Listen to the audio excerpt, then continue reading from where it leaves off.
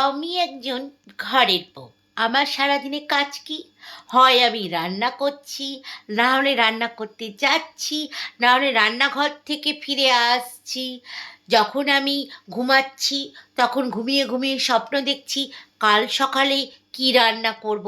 যখন আমি বসে থাকছি, তখন ভাবছি যে আজকে কী রান্না হবে। আর না হয় আমি জিজ্ঞাসা করছি ঘরের বাকি সদস্যদের যে কী গো আজকে কি রান্না করব। এটাই আমার কাজ। শুধু আমার নয়, গৃহবধূদের এটাই কাজ।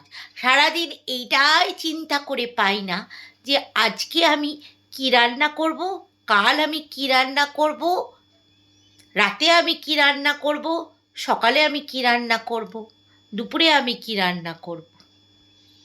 চিন্তা আর শেষ নেই।